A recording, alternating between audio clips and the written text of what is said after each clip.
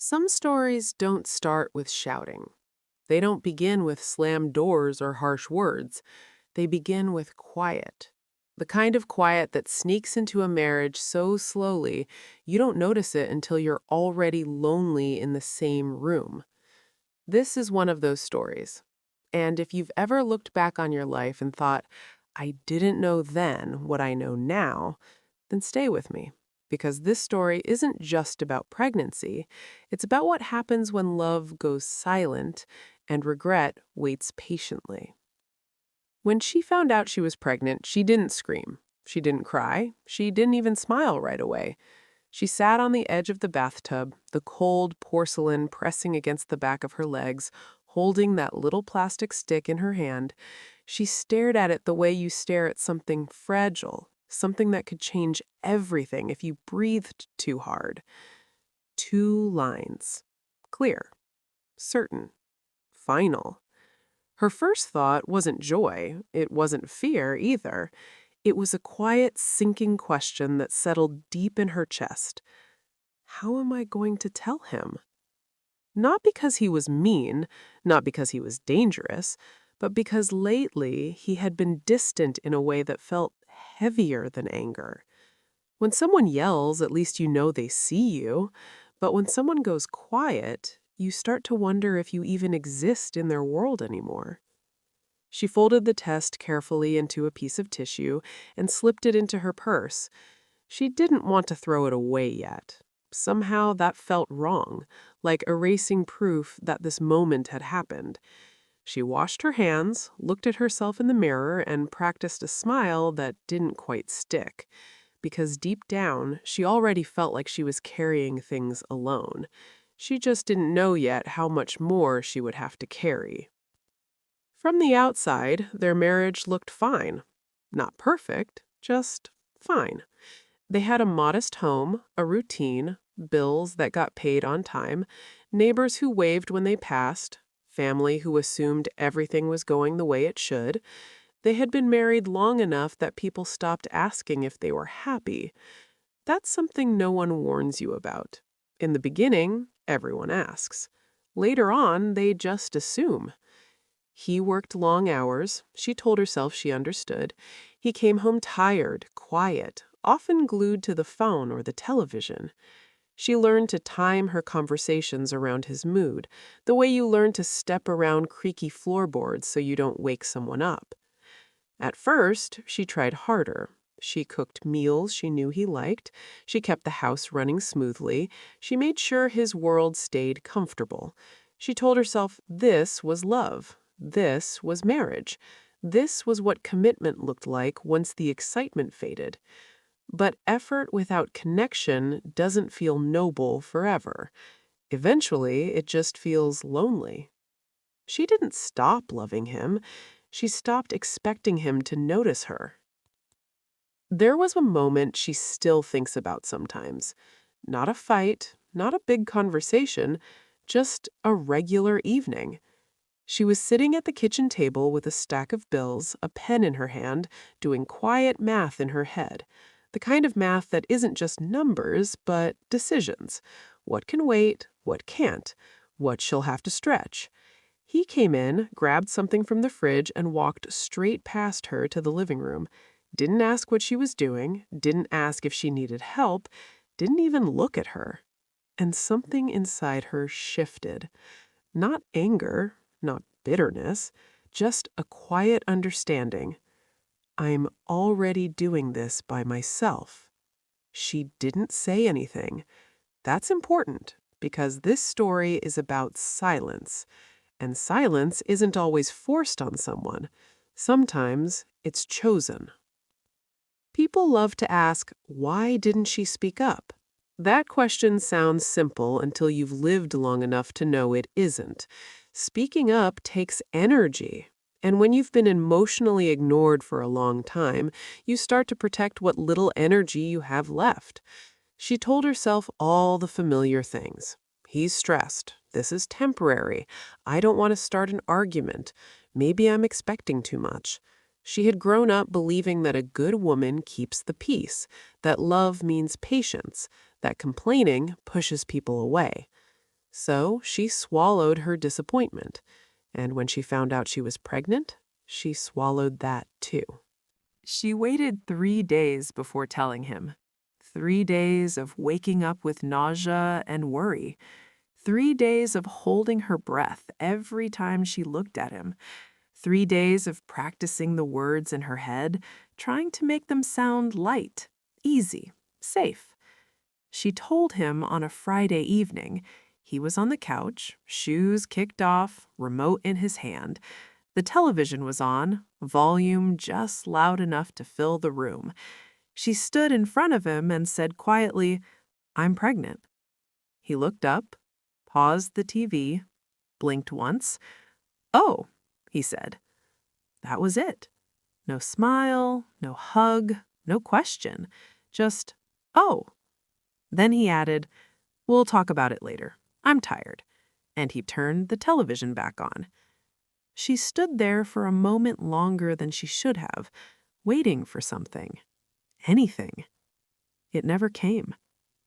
That night, she lay awake in bed, one hand resting on her stomach. It was still flat, still quiet, but she felt something heavy settle in her chest. Not the baby, the distance. She wanted to cry, but the tears wouldn't come. She wanted to talk, but the words felt useless. So she stared at the ceiling and listened to him breathe beside her, wondering how two people could be so close and so far apart at the same time. From that moment on, she adjusted. Women do that. They adapt, they carry on. She stopped expecting him to be emotionally present during the pregnancy, not because she didn't want him to be, because she didn't want to keep being disappointed. Doctor's appointments came. At first, she asked if he could come. He said work was busy. He said maybe next time. After a while, she stopped asking. She heard the baby's heartbeat alone for the first time, the steady rhythm filling a small room that suddenly felt too big. She smiled politely at the nurse. "Yes," she said when asked if the father was excited, because telling the truth felt heavier than lying. She didn't want sympathy, she wanted partnership. And since she wasn't getting that, she learned how to walk on her own. As the weeks passed, her body changed. He noticed that. He commented on how tired she looked, on how much she was eating, on how emotional she seemed some days. But he never asked how she felt, and she never told him. They became two people sharing space, not connection. Routine replaced intimacy, silence replaced conversation. Dinner, work, sleep.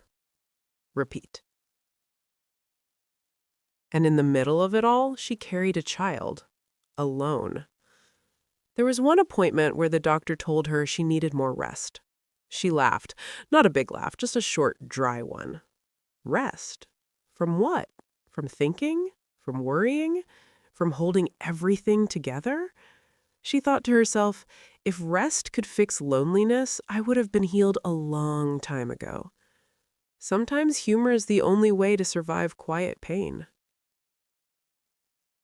As her belly grew, so did the emotional distance between them. He was physically there, but emotionally, he might as well have been in another room, another life. She stopped sharing her fears, stopped sharing her hopes, stopped imagining what things could be like if he leaned in just a little. She told herself she didn't need much, just peace, just stability, just quiet strength. But deep down, she was learning something dangerous, how to live without being seen. And once someone learns that, they don't forget. By the time she reached her third trimester, she had already learned how to emotionally parent herself. What she didn't know yet was that years later, he would finally understand the weight of everything she carried, and by then, it would be too late. She went into labor on a quiet morning. No rush, no panic, just a dull ache in her lower back that came and went like a warning she wasn't sure she should listen to yet. She stood in the kitchen, one hand braced against the counter, breathing slowly while the coffee brewed. The house felt still, like it was holding its breath with her. He was already gone for work.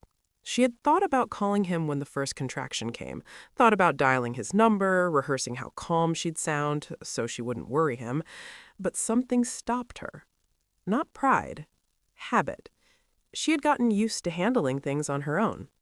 She waited. By the time she realized this wasn't something she could ignore, it was already late morning. The pain had sharpened, no longer a suggestion, but a demand. She sat on the edge of the bed, phone in her hand, and finally called him. Her voice was steady when she said, "I think it's time." There was a pause on the other end. "Already?" he asked. "Yes." "I'll try to leave early," he said. "Traffic's bad." Try. That word landed heavier than it should have. She drove herself to the hospital. Later, people would be surprised by that. "You drove yourself?" She would nod and smile politely as if it didn't matter. But in that moment, gripping the steering wheel during contractions, she felt something break loose inside her. Not loudly, quietly. She checked in alone, filled out forms alone, changed into the hospital gown alone. When the nurse asked if anyone was on the way, she said yes, because technically that was true. Time moved strangely in that room. Hours blurred together. Pain came in waves that demanded her full attention. She breathed through it the way she had been taught. In, out. In, out. At one point, she laughed through a contraction and said, "Well, this is something." The nurse smiled gently. "You're doing great," she said. Those words stayed with her because they came from someone who was present. He arrived just before it was time. Not rushed, not panicked, just slightly out of breath, like he'd been inconvenienced by traffic more than anything else. He stood near the door, unsure of where to put his hands, what to say. "You okay?" he asked. She nodded. That was all they exchanged before the room filled with urgency and instructions and voices. When the baby was born, she cried. Not the loud, dramatic kind, just tears slipping down the sides of her face as she held that tiny body against her chest. For the first time in months, she felt seen. Not by him, by the child. Afterward, when the room quieted and the nurses left, she lay there exhausted, the baby sleeping beside her. He stood near the window, looking out at the parking lot. "She's beautiful," he said finally. She waited for him to say more. He didn't. That night, after he went home to shower and sleep, she stayed awake listening to her daughter breathe. The room smelled like antiseptic and something new, something hopeful. And yet, something was missing. She felt it in the quiet moments between feedings, in the way her chest ached, not just from milk, but from everything she hadn't said. She told herself it didn't matter now. She had a baby. That should be enough. The first year passed in a blur. Sleepless nights, diapers, feedings, doctor's visits. She learned how to function on broken rest and cold coffee, learned how to hold a baby with one arm while doing everything else with the other. He provided, he worked, he came home tired. People told her she was lucky. At least he's a good provider. She nodded. Because explaining emotional absence feels like complaining to people who have never felt it. She stopped expecting help at night, stopped expecting him to notice how thin her patience had become, how quiet she'd grown. She carried the mental load, schedules, appointments, worries. She carried the emotional load, too. Joy, fear, love. And slowly, quietly, she stopped carrying him. There was a moment late one night when the baby wouldn't stop crying.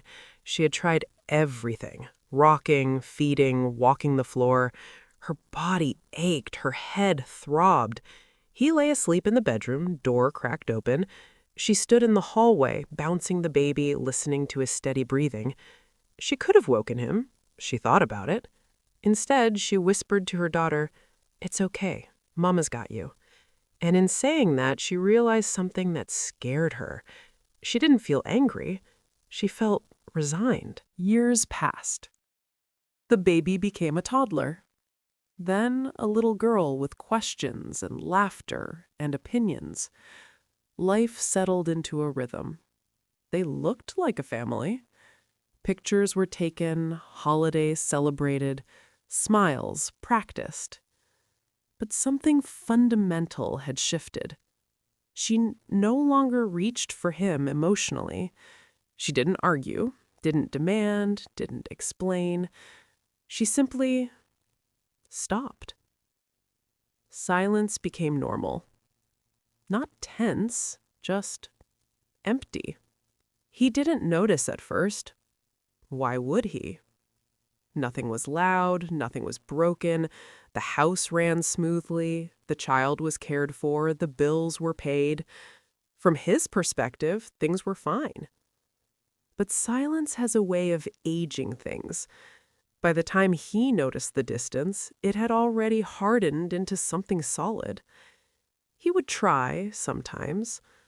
A casual question, a half-hearted joke. She answered politely, kindly, but not deeply. She had learned how to survive without leaning. One evening, years later, he sat at the kitchen table while she washed dishes. Their daughter was asleep. The house was quiet in that familiar way. "You seem different," he said. She kept her eyes on the sink. "Different how?" "Distant," he said. "Like you don't need me anymore." She turned off the water and dried her hands slowly. And for the first time in a long time, she spoke honestly. "I learned how not to." That sentence stayed with him. At first, it made him defensive, then confused, then slowly curious. He started noticing things he hadn't before, how she handled everything without asking, how she rarely shared her worries, how she never leaned on him, even when she was tired. It was like realizing you've been left behind, but only after the train has already disappeared down the tracks. One afternoon, while cleaning out old boxes, he found hospital papers, birth records, appointment reminders, notes scribbled in her handwriting. He noticed how many appointments had been listed under her name alone. No mention of him, no signatures. Just her. He sat on the floor longer than he meant to. Memories surfaced. Missed calls, short answers, times he had chosen rest over presence. He thought about that first night, the labor, the drive. A question formed in his mind, sharp and unavoidable. Was she always alone? Or had he just not been there? Regret doesn't come crashing in all at once. It arrives quietly, like silence did. It shows up in moments you can't undo, in memories you suddenly see clearly. He started to understand something too late. She hadn't shut him out. She had learned how to live without him because she had to. And that realization hurt in a way nothing else ever had. He didn't say anything to her about the papers right away. He carried that realization quietly, the way people do when the truth is too heavy to drop all at once. He went through his days distracted, replaying moments he had once dismissed as unimportant, times when she had looked tired and he had turned away, times when she had gone quiet and he had felt relieved instead of concerned, times when her strength had made him comfortable. He began to see the pattern. She hadn't become distant overnight. She had grown distant inch by inch, appointment by appointment, night by night. And he had let it happen. One evening, he tried to fix it. Not thoughtfully, not carefully, abruptly. They were sitting in the living room, the television on low, their daughter in her room doing homework. "I think we should talk," he said. She looked at him, surprised but calm. "About what?" "About us," he said. "I feel like you don't let me in anymore." She studied his face for a moment, as if deciding how much truth he could handle. Then she said something that startled him. "When was the last time you tried to come in?" He opened his mouth, then closed it. He had no answer. That night, he lay awake thinking about the early days, about the pregnancy, about how tired he had been, how stressed, how convinced he was that providing was the same as being present. No one had told him otherwise. No one had sat him down and said, "Your silence is costing you something." And she hadn't either. That thought made him feel defensive at first. Why hadn't she said something? Then another thought followed, softer and more painful.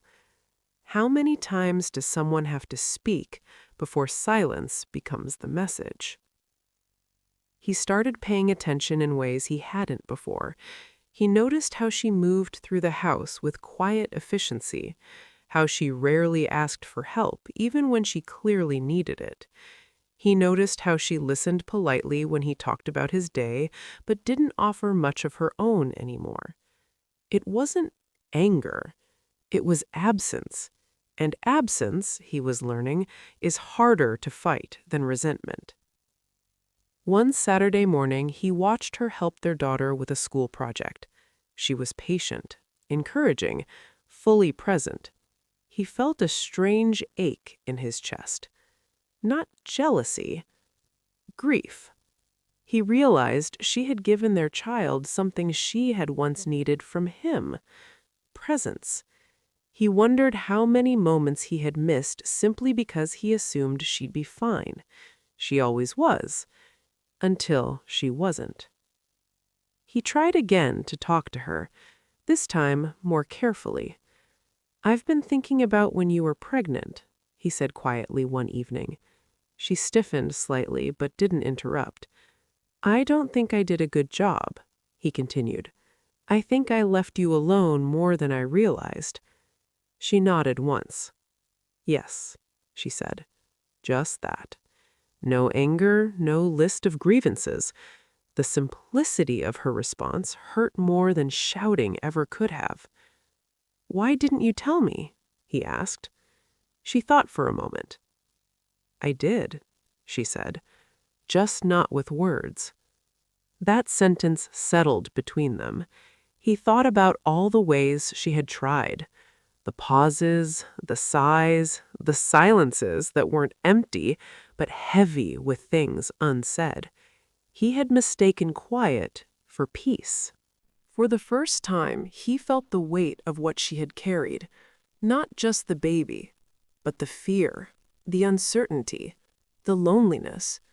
He imagined her driving herself to the hospital, sitting alone in waiting rooms, hearing the heartbeat without him beside her.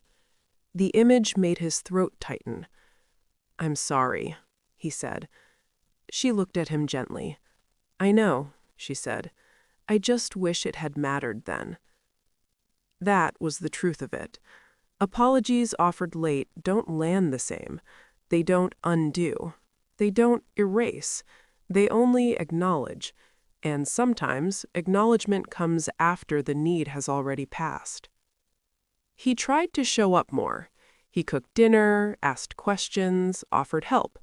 She accepted politely, gratefully even, but something had shifted in her.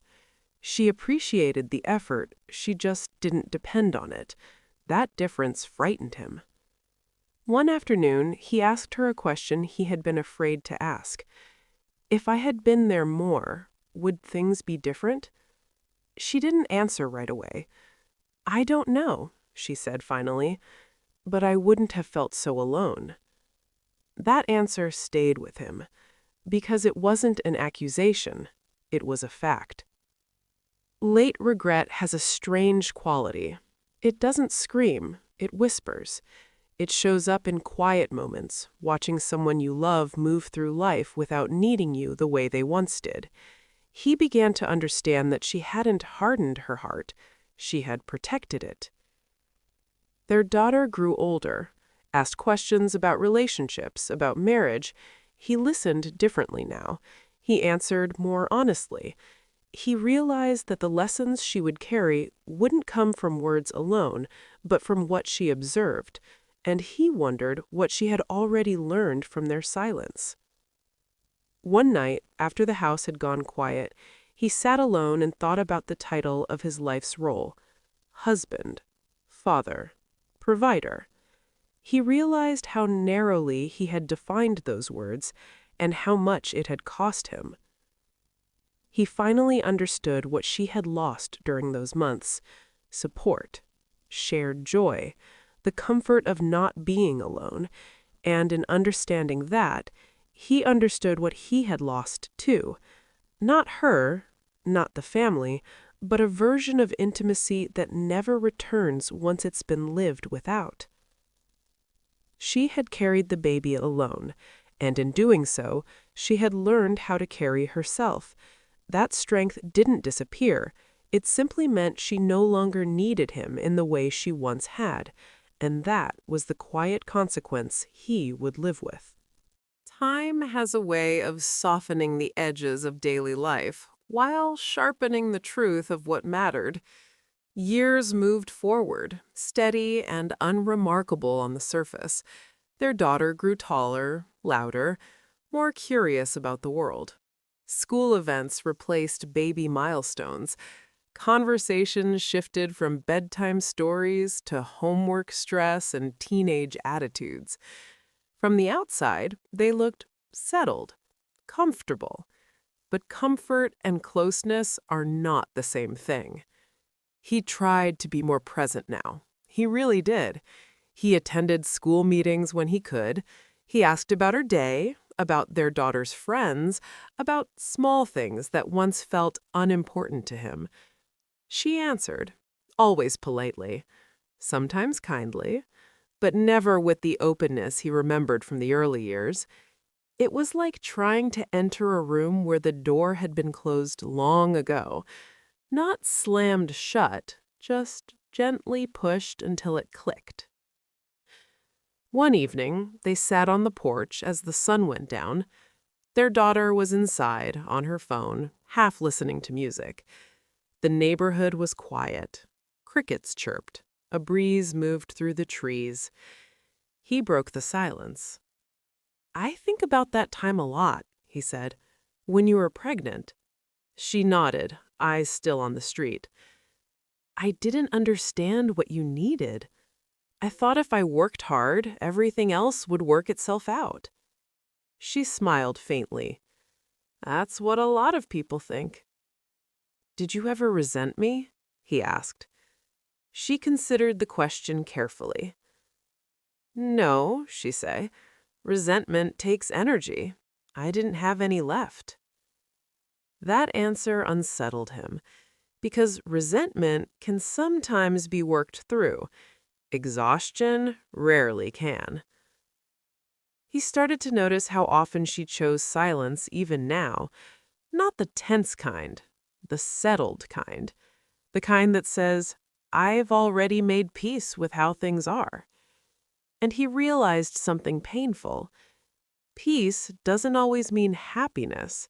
Sometimes it just means acceptance.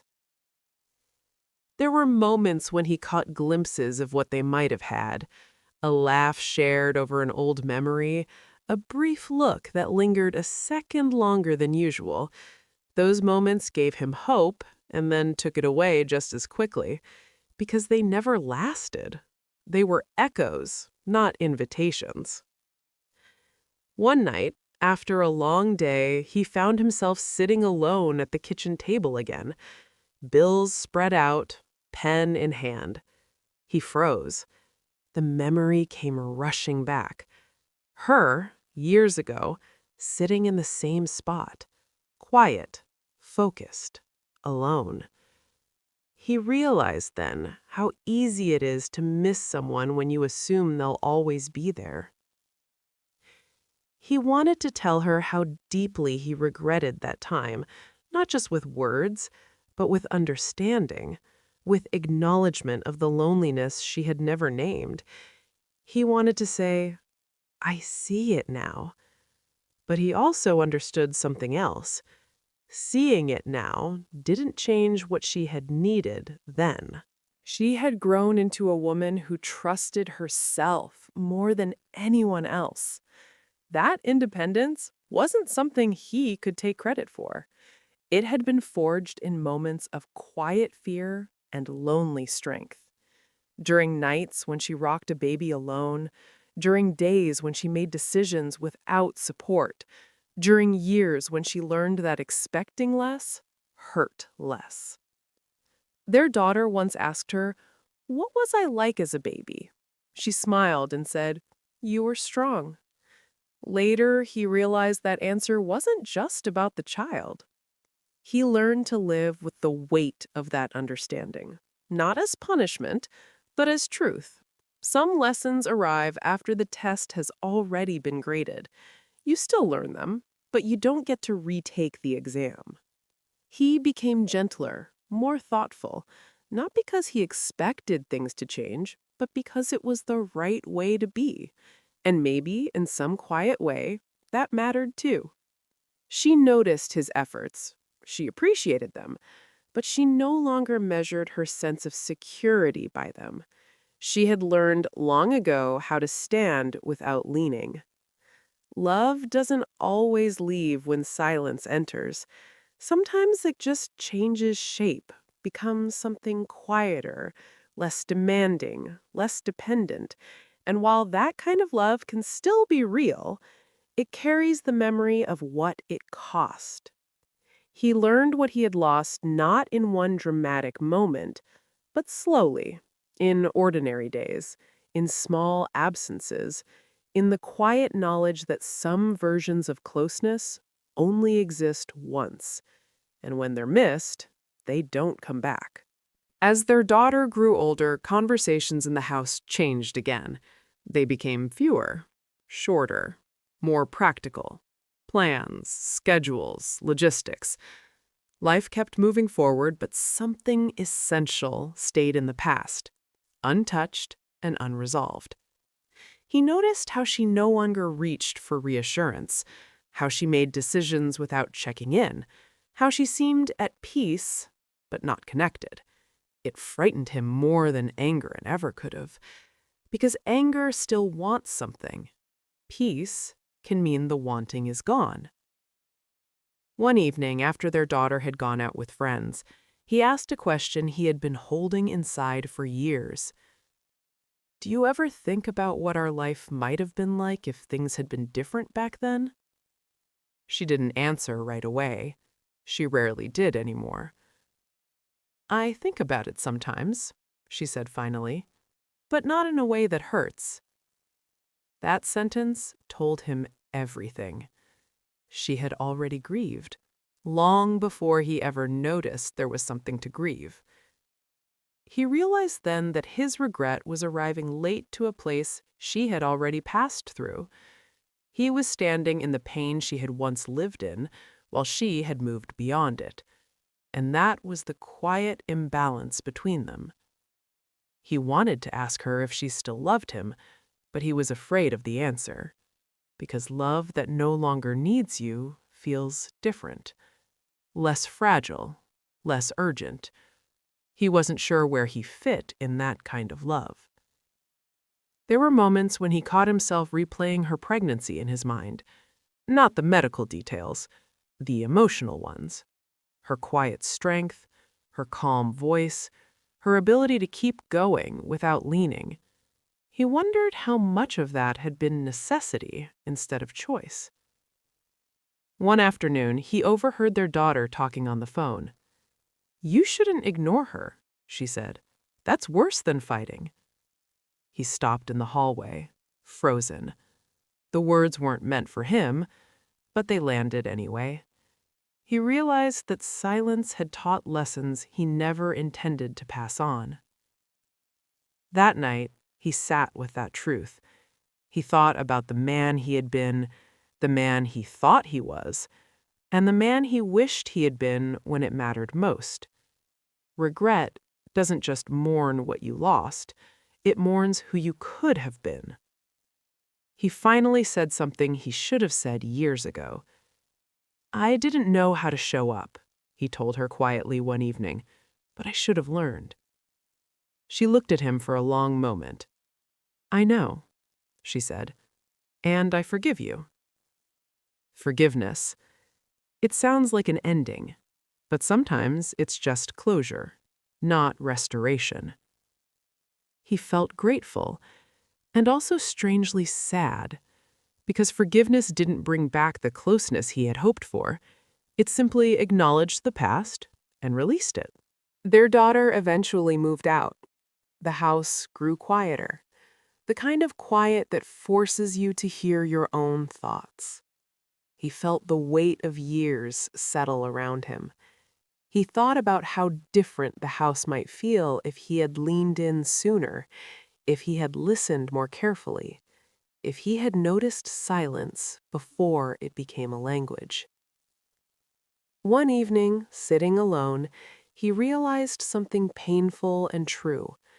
She hadn't left him, she had stayed, but she had stopped needing him in the way that once made their bond alive. And that was a loss no one talks about. He learned that presence is not about being in the room. It's about being emotionally available when it counts. And the moments that count don't announce themselves. They pass quietly, just like silence. She had carried the baby alone, and in doing so, she had learned how to carry an entire life without waiting. Years later, he finally understood what that meant, what it cost her, and what it cost him. If you're listening to this and you recognize yourself in any part of this story, whether as the one who carried everything or the one who didn't realize what was being carried, let this be the moment you choose differently, because silence feels harmless until it becomes regret. Thank you for staying with this story. If it spoke to you, take a moment to like this video. Share your thoughts in the comments. Your story might help someone else feel less alone. And if these quiet lessons matter to you, subscribe to the channel. Sometimes the stories we need most are the ones we recognize too late, but listening now still counts.